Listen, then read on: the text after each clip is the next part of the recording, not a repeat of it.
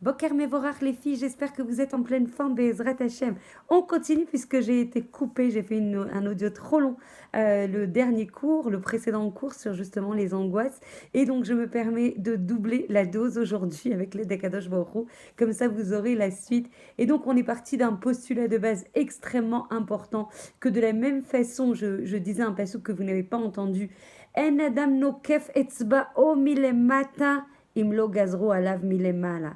Il faut savoir que quand tu te cognes, ne serait-ce que le petit doigt de pied, par exemple, si on prend le petit doigt de pied, on ne peut pas se cogner contre une midracha, contre un trottoir ou contre une chaise ou contre un... peu importe contre quoi. Il ne peut y avoir cet événement qui se passe si on n'a pas décrété ça de là-haut.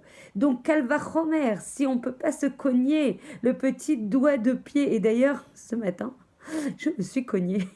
Et donc, au lieu de dire mince, zut, je peux pas faire attention, je dors encore, etc. Non, c'est voulu par Akadosh Baruch Hu, ça a été décidé par Akadosh Baruch Hu. Je vous assure, vous allez me prendre pour une folle, mais ça sera pas la première fois. J'ai souri, pour la première fois, j'ai souri d'avoir mal et non, je ne suis ni sadique, ni sado, je sais pas quoi, mazo, je comprends rien à ces mots. Peu importe en tout cas, je n'aime pas avoir mal, que je suis comme vous, mais j'ai compris, Toda Laël, que de toute façon, il ne peut y avoir justement ce fait de se cogner que si ça a été décidé par le ciel. Et qu'est-ce que ça vient me dire? Ça vient me dire pas pour me faire souffrir, Chas Shalom, c'est parce que par là, par cette souffrance qui est toute relative, par rapport Chas Shalom à des souffrances beaucoup, beaucoup plus graves. Mais cette petite souffrance, elle est là justement pour me permettre de réparer des choses, pour me permettre de payer l'addition par rapport à des choses. Et elle va génisquer de tout régler ici. Mais vraiment, c'est un chesed. Alors même si nous, on a envie d'avoir une vie zoremet, une vie de menoucha, une vie qui est chalaka, lisse, sans aspérité, mamage qui découle sans ikouvim, sans empêchement, sans souffrance, sans nisayon. Mais il faut comprendre qu'il n'y a pas de vie de menoucha. Si on arrivait à le comprendre, qu'il y a de la vie où on doit travailler, Adam Léa Mal Yulad, on est là pour travailler, pas pour souffrir, travailler pour grandir, travailler pour sortir le meilleur de nous. Travailler pour révéler le potentiel qu'Hachem a inclus en nous, travailler pour atteindre notre mission. Et c'est ça qui est générateur de joie. Chas v'shalom de penser que la vie, parce qu'il y a des kouvim, des empêchements, des souffrances, au contraire, dans la souffrance que nous associe à Kadosh Baruch Hu par bonté, on peut trouver la joie. Parce qu'on a compris que tout vient de lui. Et que si tout vient de lui, alors forcément, comme il n'y a rien de mal qui descend d'Akadosh Baruch Hu, tout est pour mon bien. Et donc quand je me cogne, et là je vous donne un petit exemple très très marginal, anecdotique, je me cogne, c'est pour réparer quelque chose, que ça soit ce que j'ai fait ici ou ce que j'ai fait avant dans les Gilgoulim. En tout cas, ça règle des additions par là ou par d'autres choses, par d'autres tsar, par d'autres peurs, par d'autres angoisses, par d'autres issouré nefesh, Toda Kadosh Baruch Hu. C'est vrai que c'est dur à comprendre au niveau de notre logique, au niveau de notre façon de raisonner. Mais encore une fois, les marchavod à Kadosh Baruch Hu ne sont pas les nôtres. D'abord, on lui doit rien. Nous, on lui doit tout. Et lui, nous doit rien. Ça, c'est ma fille qui me disait ça. Quand je lui disais, viens, on demande ça. Oui, mais n'oublie jamais, maman. Hachem, il nous doit rien. Et elle a tellement, tellement, tellement raison. Ils sont purs, nos enfants. Bli Aïnara sur eux.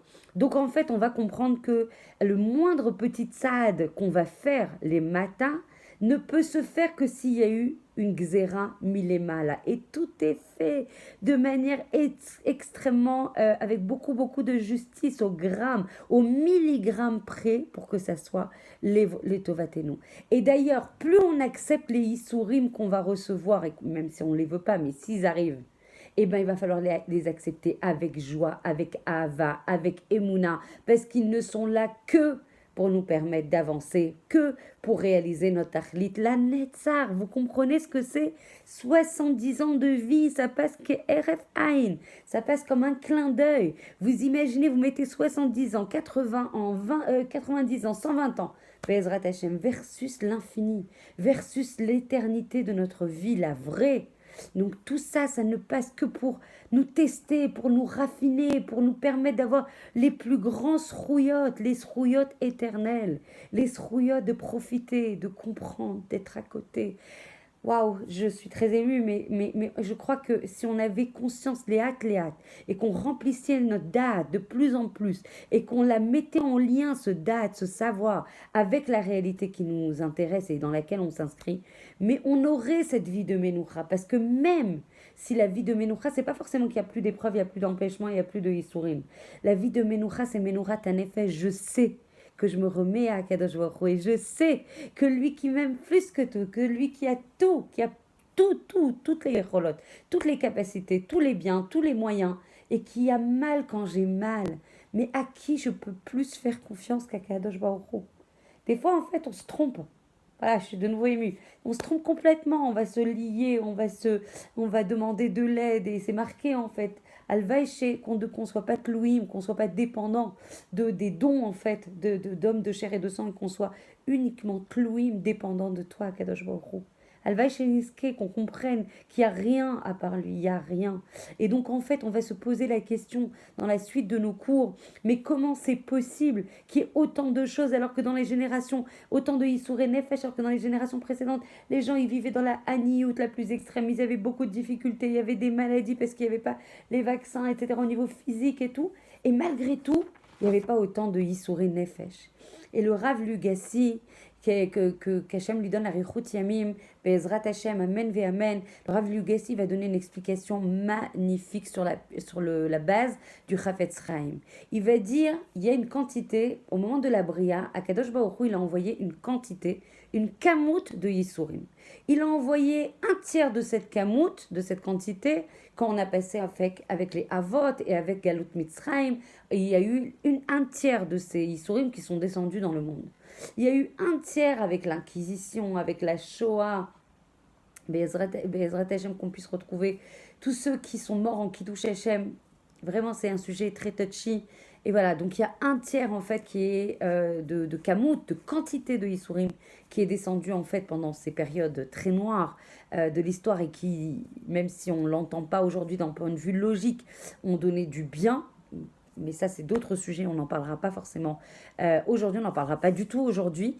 Et le dernier shlish, le dernier tiers, c'est le dor avant le Mashiach, le dor dans lequel on est, le dernier dor, parce que justement, Akadosh Baruch Hu va nettoyer le nefesh, va le rendre zar, va le rendre pur, va le rendre brillant. C'est comme si vous voyez, vous savez, la Géoula, il y a rien de plus joyeux, il y a rien de plus paisible, il y a rien qui permet plus en fait la Menouchat Nefesh, puisqu'on va justement retrouver notre racine, notre origine, comment on appelle ça, notre Shoresh Neshama, notre vérité, on dit que le Da'at Hashem, le fait de connaître Akadosh Baruch Hu, recouvrira la terre comme la mer recouvre la terre. Donc c'est un moment extrêmement gai, un moment où il n'y aura plus de tsar, un moment d'une douceur infinie. Et donc forcément, vous imaginez, nous on est la Kala d'Akadosh Baruch Hu, d'accord? Et donc, en fait, on se présente avec des habits qui est notre nefesh, notre neshama. La neshama, elle n'a pas été touchée, donc le nefesh, avec un nefesh qui est sale de tous les avonot, pshaim, chataim qu'on a pu réaliser. Vous imaginez bien qu'à ce moment-là, on ne peut pas se présenter avec des vêtements qui sont mekulkalim, abîmés par tous les chataim qu'on a pu faire. Donc forcément, par un chesed atzum, pour qu'on puisse recevoir, pour qu'on puisse avoir les kelim, pour recevoir la lumière de la Géoula, Kadosh Baruch Hu va coupler des issourés physiques, donc c'est toutes les maladies que l'on voit malheureusement, et on peut justement contourner cette xéra en faisant tchouva, évidemment, parce qu'il n'y a pas de cadeau plus inestimable que la tchouva, et il n'y a rien qui résiste à la tchouva, alors évidemment avec des nuances et des curseurs selon les avérotes, selon les ta'alichim à utiliser pour arriver à nettoyer le nefesh de ces chataïm, et donc pour recevoir la lumière d'Hachem et ne plus avoir ces filtres que constituent justement les fautes, Akadosh Baruch Hu va envoyer des Issouré Nefesh qui sont beaucoup plus durs que les Issouré physiques, même si nous on ne le comprend pas. Les Issouré Nefesh nous immobilisent, nous empêchent de réaliser notre tachlit, nous empêchent d'avancer dans la Kirvat Hashem, nous enlèvent tout Réchek, nous enlèvent la Emouna. Donc en fait, Hashem il va coupler les Issourim du gouffre avec les Issourim du Nefesh de façon à accélérer le processus de nikouï, de propreté du nefesh de façon à envoyer la Géoula dans les conditions adéquates. Donc du coup, en fait, avant, dans les générations d'avant, on avait 20, 40, tu faisais des fautes, lo nous à 20 ans, tu avais à 40 ans la possibilité de réparer, à 60 ans, à 80, dans d'autres Gilgoulim, là, c'est plus possible, c'est le dernier d'or. Donc forcément, Akadosh Baruch Hu va envoyer en mode accéléré, chas v'shalom de penser que c'est pour nous faire souffrir dans l'absolu, mais bien par chesed, pour qu'on puisse avoir la chance, le zérout, le plaisir, le mérite de recevoir la lumière d'Akadosh Baruch Hu. Et dans la Masechet Brachot, on va bien comprendre la chose qu'on a déjà évoquée, mais il va falloir revenir dessus, de comprendre que s'il y a des pradim, c'est parce qu'il y a des avonot. Et c'est marqué dans la Masechet Brachot, Baal Pachadim, Baal Averot. Celui qui a des peurs, c'est parce qu'il est propriétaire, il est détenteur en fait de Chataim. On a beaucoup étudié là-dessus, qu'on a travaillé sur le Tselem Elohim, qu'on porte au moment de la naissance et qu'on perd malheureusement quand on fait certains Chataim. On porte l'identité, l'image d'Akadosh Baruch Hu sur notre visage. Et il y a beaucoup de grands géonim qui arrivent. Je crois que c'était le Rav Steinman, Zecher Tzadik Vekadosh Livracha, que son mérite puisse nous protéger, qui arrivait juste en regardant le Metzach, le front d'une personne, à lire ce qui le traversait, ce qui lui manquait, ce qui devait réparer. Il faut comprendre, on avait étudié là-dessus que si on n'a pas de Chataim, alors vous allez dire c'est impossible, il n'y a pas de gens sans Chataim. En tout cas, avec moins de Chataim, du coup il a moins de Pachadim. Au contraire, quand il n'a pas de Pachadim, c'est toute la Bria qui a peur de lui parce qu'on garde justement le Tselem Elohim. Et le Tselem Elohim fuit quand on fait Chas Veshalom des Chataim, des fautes. Donc c'est pour ça qu'on a peur. On avait raconté l'histoire de Rav Chaim Benatar, le Or HaChaim HaKadosh, qui avait été envoyé en fait dans un, comment on appelle ça, j'arrive plus à parler en français, avec des bêtes sauvages. Il avait été enfermé avec ces bêtes sauvages. Il était arrivé avec un Sefer Torah, tout le monde connaît cette histoire. Et qu'est-ce qui s'est passé? C'est eux qui l'écoutaient lire la Torah et qui avaient peur de lui. Daniel aussi, pareil. Alors on sait qu'on n'est pas à ce niveau-là, mais qu'on a la possibilité de tendre. Hein. Le but c'est, alors tout le monde me dit, les ateliers de Midot sont hauts, il y a du contenu costaud, ça nous challenge. Toda Laël, qu'on comprenne où est la Matara, oui la Matara. L'objectif est ambitieux, l'objectif est avec la Siyata d'Ishmael d'Akadosh Baruch Hu, d'avancer vers notre nature, vers notre Géoula, vers notre identité de Giborim. C'est ça qu'on doit faire dans la Géoula, c'est arrêter avec l'exil, je suis pas capable, j'y arrive pas, je suis limité, mais t'as pas vu dans quel état je suis. Non, on est héritier d'Abraham, Yitzhak et Yaakov, et héritière de nos Imaot. On a la possibilité de tendre vers ça si on suit le Horaot de la Torah au fur et à mesure, de manière solide, de manière accompagnée par Akadosh Baruch Hu. Il faut supplier Akadosh Baruch Hu de nous aider, Be'ezrat Hashem. Voilà, je vais pas faire la même erreur. Je vais m'arrêter là, Be'ezrat Hashem, et on se retrouve dimanche avec l'aide d'Akadosh Baruch Hu. Et encore une fois, vous prenez le cours et vous diffusez. Qu'Hachem vous bénisse pour ce chesed atzum de réveiller les enfants d'Akadosh Baruch Hu à leur Torah, à leur nefesh, à leur neshama. Et quand on s'occupe des enfants d'Akadosh Baruch Hu, alors Hachem s'occupera de nous et de nos enfants. Be'ezrat Hashem. Je vous embrasse très fort.